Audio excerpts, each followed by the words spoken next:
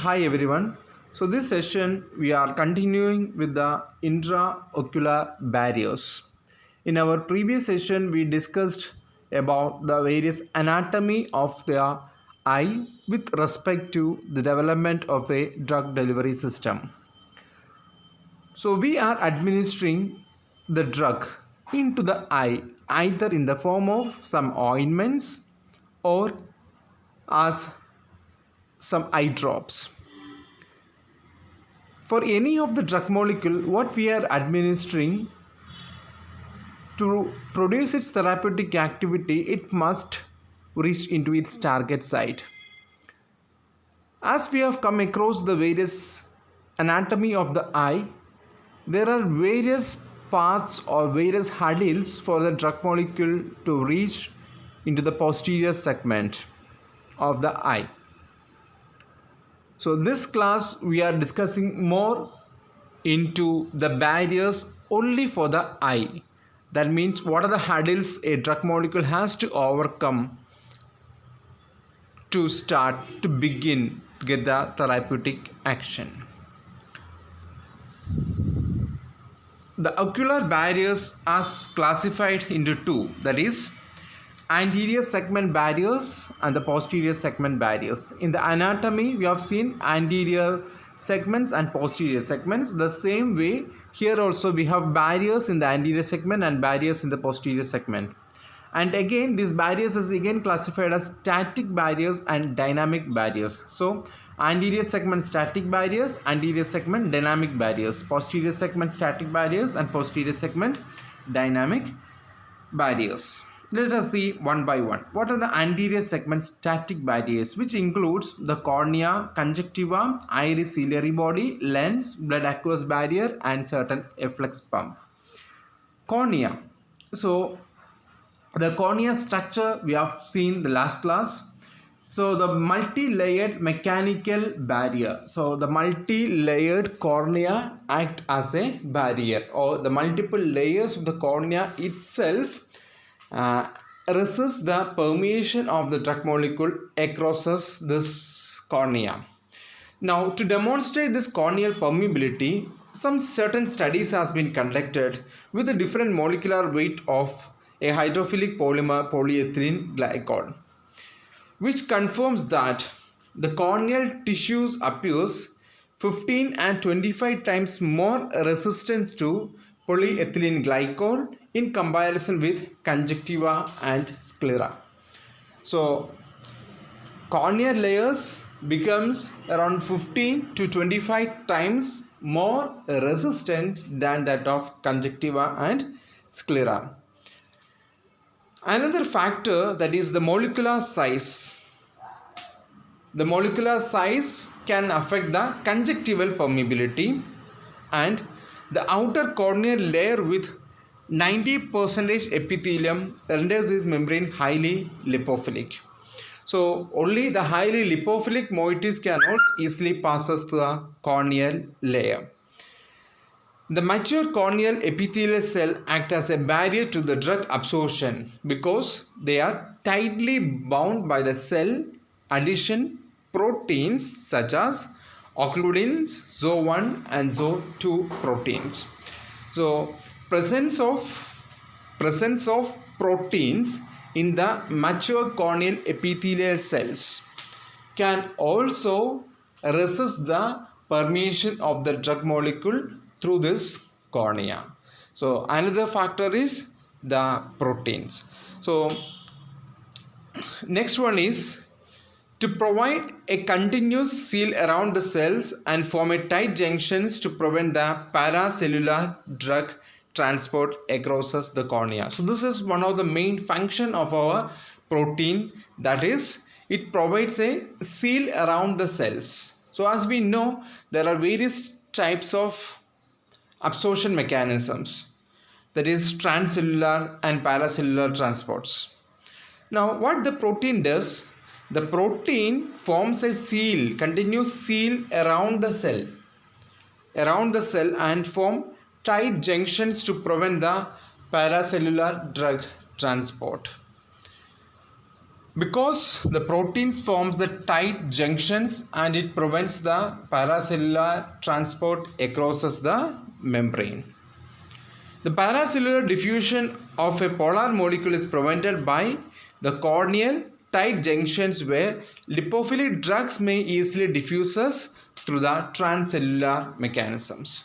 So the proteins generally blocks the paracellular transport, and if the drug molecule is highly lipophilic, it can permeate by the transcellular mechanism.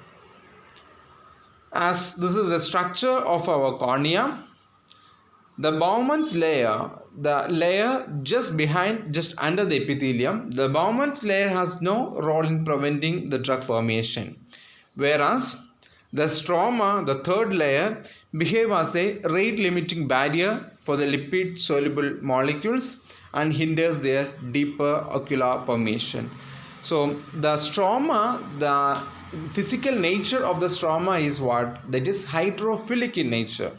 So the hydrophilic stroma, that again act as a barrier for what? Barrier for the lipid soluble molecules.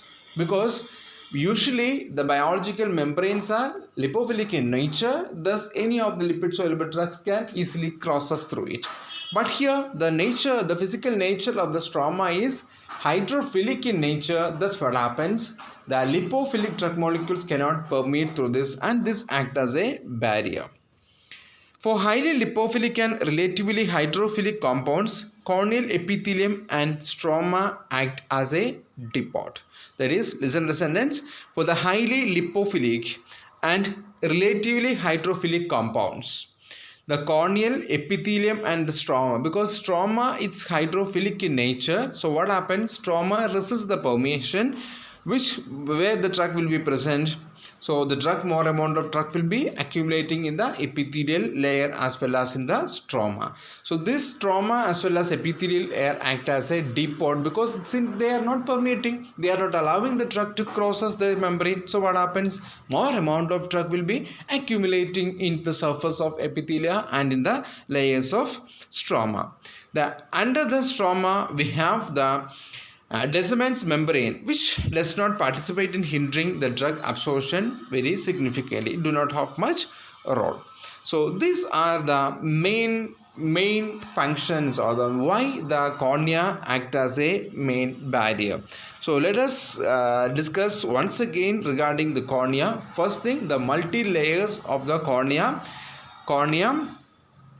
act as a barrier. Now up to what level it acts as a barrier, that is being discussed. That is 15 to 25 times more resistant than conjunctiva and sclera. Now what are the reasons? First reason is the molecular size of the drug. The higher the molecular size, lower will be the permeability. The same concept. Then second is what? The lipophilic drugs can only be permeated.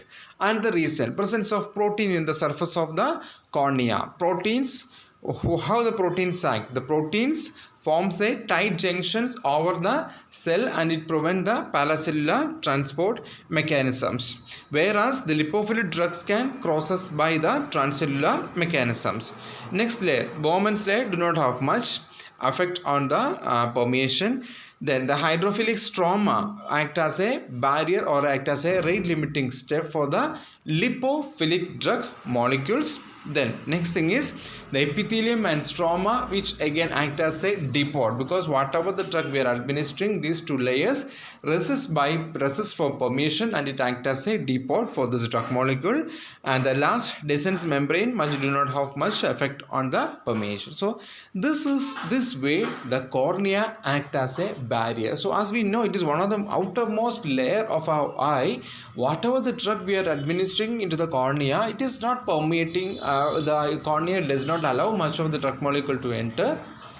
As a result, this cornea acts as one of the strongest barrier for the permeation. Next one is the conjunctiva. Conjunctival tissues act as a permeability barrier to the topically applied drugs. One of the barrier property can be attributed to its transepithelial electric resistance. That is, the epithelial cells of the conjunctival epithelial cells provides the electric resistance that is based upon the charge. The paracellular route of the drug permeation is highly restricted due to the presence of tight junctions at the epithelial cells, which is rate limiting step for drug absorption. So in the case of cornea also we have seen what the proteins form the tight junctions and it prevents the paracellular transport. Here also the same condition, the conjunctival cells also forms the tight junctions, again that prevents the entry of the drugs by the paracellular transport. Presence of secretory glands embedded within the conjunctiva may have impact on the drug absorption, because certain secretory glands what is present in our conjunctiva, so this glands always secretes the tears. So as a result what happens, it may reduce the rate of absorption. Tear production is a protective response of the eye in response to topically applied xenobiotics. So we know whatever happens to the eye. Suppose if we just touch, if any small dust goes inside our eyes, so something happen other than normal to our eyes, there will be larger production of secretion of the tears.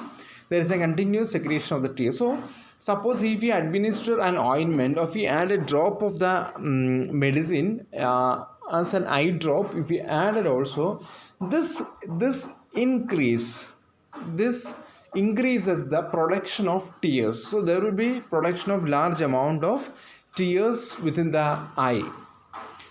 If there is no more amount of tears, what happens? Let us see. It is a barrier that reduces the drug concentration and bioavailability at the conjunctival apical surface. So we added one drop of the drug into the eye. This drop of the drug stimulates the production of tears. The tear has been secreted from the tear glands. So now what happens? The drug what we have administered is mixed up with the tears.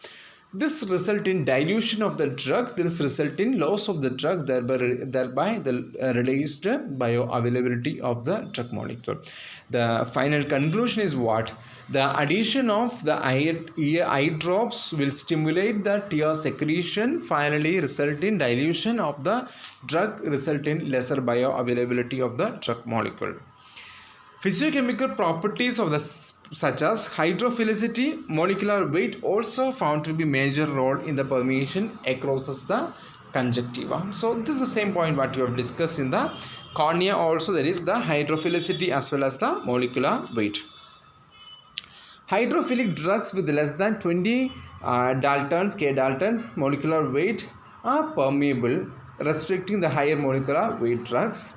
Next point is conjunctiva has higher paracellular permeability than the cornea for proteins. That is compared with cornea, conjunctiva has a better paracellular transport mechanism, because in cornea there is a presence of proteins. Now on the other hand, the lipophilic drug absorption via the transcellular route has significantly higher contribution related to hydrophilic drugs, because lipophilic drugs can easily permeate through the transcellular routes.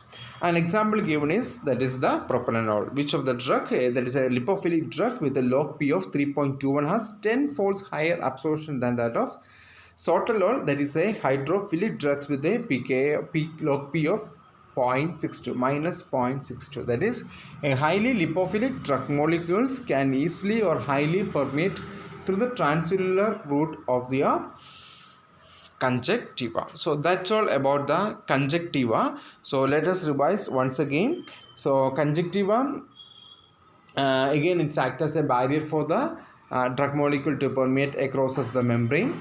The reason is, one reason is the presence of the electrical resistance. Then the tight junctions of the conjunctiva resist the hydrophilic drug molecule. Then the presence of secretory glands secretes the tears and it reduces the bioavailability or increases the dilution of the drug molecule. Then hydrophilicity as well as the molecular weight of the drug molecule can affect the permeation across the conjunctiva, and paracellular permeability is better for the cornea, for the conjunctiva compared with that of the cornea. and lipophilic drugs can easily permeate through the transcellular routes. So this way the conjunctiva act as a barrier. Next is the blood aqueous barrier. Blood aqueous barrier, because in the anterior segment we know there is a presence of aqueous humor. So endothelial cells of iris, so cornea, you have completed sclera, cornea, sclera, conjunctiva. The inner part of the eye is what? Iris. So this portion, if you are not clear, you can just listen to the previous session of the anatomy of the eye, where the ciliary body is present, where the iris is present. Now, the endothelial cells of iris, ciliary body vessels, blood vessels, and the non-pigmented ciliary epithelial cells together form the blood aqueous barrier. So combination of these endothelial cells of the iris, ciliary, blood vessels forms the blood aqueous barrier. Now, this barrier forms a tight junctions at the cellular level and regulates the exchange of solutes between the anterior and posterior ocular segments. So this junction, this is like our blood-brain barrier, what we have discussed in our previous years. So again, one of the strongest barrier here, not like BBB, but even the blood aqueous barrier.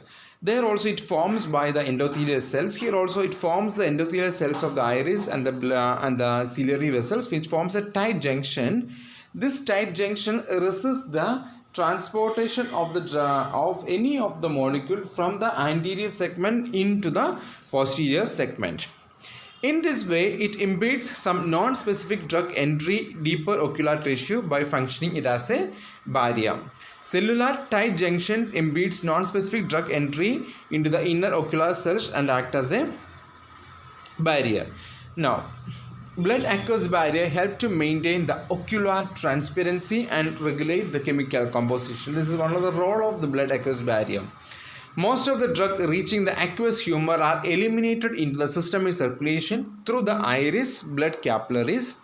Hence, the drug in the aqueous humor are absorbed by the iris pigments and eliminated into the iris blood circulation, because there is a circulation pathway for the aqueous humor. The aqueous humor, what is secreted by the ciliary bodies, it is eliminating into the systemic circulation. It is from the eye, what is developed, what is generated in the eye, the aqueous humor, it is going back into the systemic circulation. So the drug what is dissolved into the aqueous humor, it will dissolve in the aqueous humor, and along with the aqueous humor, this drug will also enter into the systemic circulation. So now what happens? The drug is entered into the systemic circulation. This will reduces the presence of drug in the eye. That's all about the blood aqueous barrier. So that is one of the main way by which this blood aqueous barrier can resist the entry of drug into the posterior segment. So the next one is the efflux pump. So you know what is an efflux pump very well, because these are the pumps, or these are the channels which always helps in desorption. The absorption is from outside to inside. So desorption means what is present inside, it is being taken outside. The movement of the drug molecule from in into out of the system, that is, it is effluxing. So the presence of certain efflux pumps on the anterior segment, which will efflux the presence of drug from the eye into outside environment. The multi-drug resistance in cell may be partially developed due to cell membrane. These efflux pumps belong to the adenosine triphosphate binding cassette superfamily and are actively engaged in the efflux exogenous xenobiotics and providing protection to the cell. Permeability glycoprotein and multi-drug resistant proteins are the two efflux proteins that are key participants in efflux pump at the cellular level, causing reduced intracellular drug concentration. So this permeability glycoprotein or multi-drug resistance protein present in the anterior segments of the eye, what happens? What the drug is present, what the drug is trying to enter into the eye, they will pull the drug outside the eye. So this will again resist the entry of drug into the posterior segment. So these are the anterior segment static barriers. What are those? That is cornea, conjunctiva, blood aqueous barrier, and the efflux pump. These are the static barriers of a anterior segment. Now the next one is anterior segment dynamic barriers. That is tear drainage, conjunctival lymph and blood flow, and aqueous humor. These are the anterior segment dynamic barriers. So these points we have just come across even in the static barriers also. Again, let us see more deep into this. Tear drainage. The ophthalmic drug products are primarily administered by the topical route into the cul-de-sac. So cul-de-sac is the front opening portion of our eye. So we are administering back into the cul-de-sac. That's a small pocket where the conjunctiva, the portion we meet. So that's cul-de-sac. The drug is administered into the cul-de-sac. Now what happens? A fraction of the drug of the administered drug is lost as a result of precorneal barrier tear drainage into the nasolacrimal duct. So if you look into this picture, so here the top you can see the lacrimal glands where from which the tears is being secreted. So there is tear secreted drugs. It is secreted into the eye. The tear what is secreted which comes to the puncta. So in the area which is near to the nose, that area we call as the punctum. So which is stored into the punctum. Through the punctum is again some opening which is connecting the eye with the nasolacrimal duct. So through the punctum, opening of the punctum, the drug enters into the tear sac. From the tear sac, it enters into the nasolacrimal duct and it goes to the nasal route. That means it enters into the nasal drainage system. So whatever the drug what we are administering, after diluting with the tears, it enters into the puncta. To the puncta, it enters into the nasolacrimal duct. Other factors that contribute to reduce the drug concentration in the cul-de-sac includes tear dilution, drug binding to the tear proteins, and accelerated clearance. So again, one way there is loss of the drug molecule by the elimination of tear. Second thing, the tear dilutes the drug molecule. Third thing, the presence of proteins in the tear, again can also act as a barrier for the permeation of your drug molecules. So this way the tear production act as a barrier. The marketed droppers are adjusted to deliver the volume of topical drops from 20 to 50 microliter. So this is the very minute volume of the drug we are administering to the eye, because whatever the eye drops what we are applying, the bottle itself is made up to deliver the 20 to 50 microliter. So from the applied dose, the precorneal pockets hold only 7 to 10 microliter, replacing the tear which is already present in the precorneal pocket, because the precorneal pockets already has some amount of tears. When you add one drop of drug into the precorneal pocket, into the cul-de-sac, it dilutes with the tears. So even though we are administering only 20 to 50 microliter, the precorneal pocket can hold only 7 to 10 microliter of the drug by replacing the already presented tears.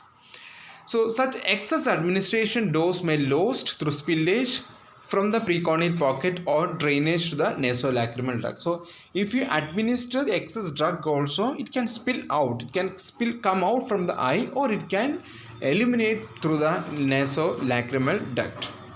The precorneal tear drainage washes the topically instilled drops solutions within the first 15 to 30 seconds, causing significant reduction in the drug contact time and ultimately reduces the ocular bioavailability to less than 5%.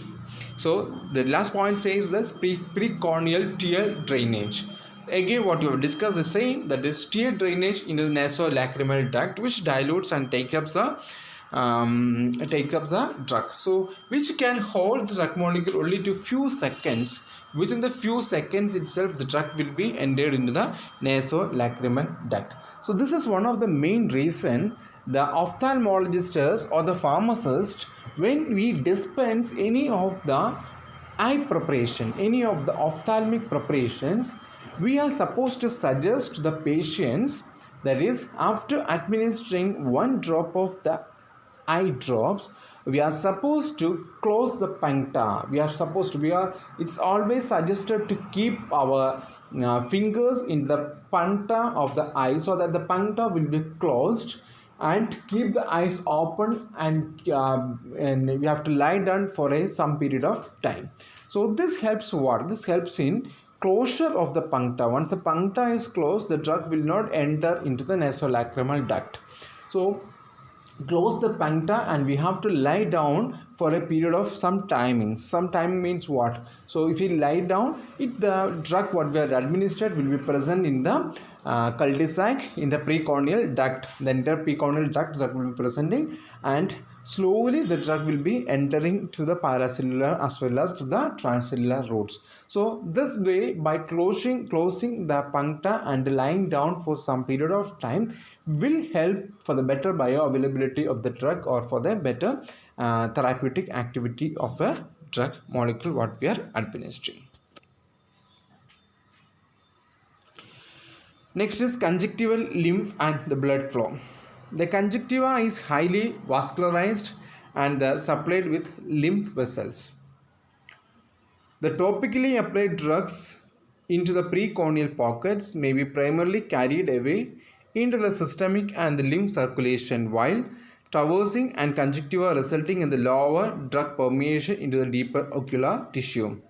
Conjunctiva, blood and lymph considerably limit the transport of sodium fluorescein from reaching the inner retinal tissues, indicating the dynamic role in the drug elimination. Simple thing, that is, presence, the conjunctiva has a large volume of blood as capillaries as well as the lymph vessels.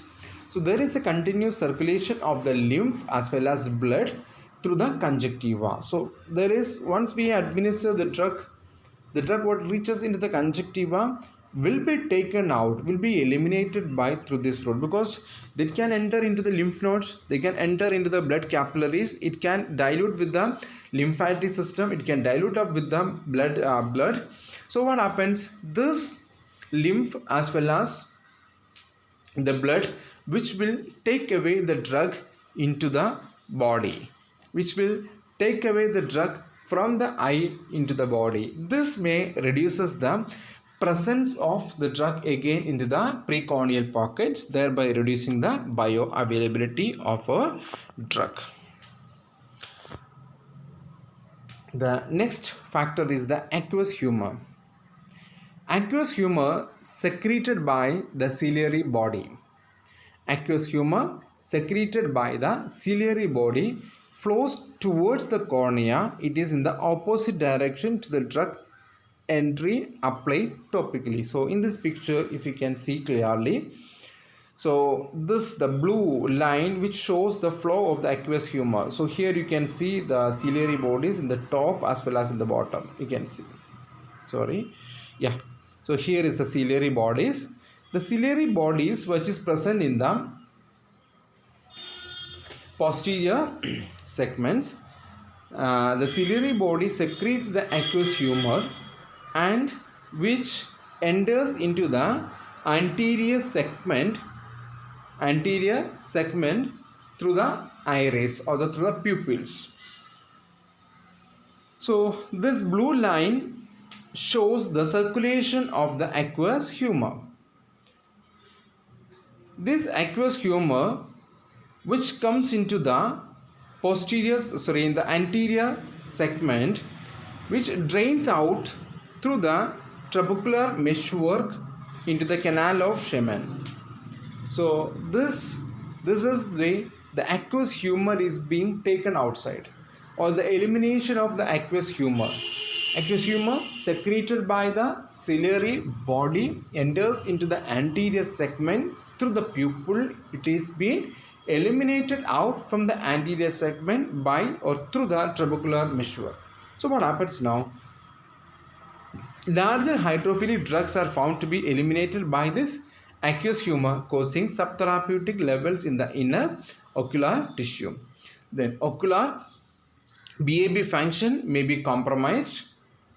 Blood aqueous barrier function may be compromised by immunologically induced ocular inflammation and may prevent effective permeability of the several agents. So in the case of the hydrophilic drug molecule can easily dilute up with what? Dilute up with this aqueous humor, and this once aqueous humor secretes out through the same route itself, our drug also can be eliminates out and it can result in the subtherapeutic concentration. And the other one more factor is the ocular blood aqueous barrier function may be compromised, immunologically induced ocular inflammation and may prevent the effective permeability. So any inflammation causing on the blood aqueous barrier can prevent the effective permeability of several agents. So this way, this acts as again another barrier for our drug delivery. So that's all for today. So remaining few more topics, that's on the posterior barriers, that we will discuss in our next class. Thank you.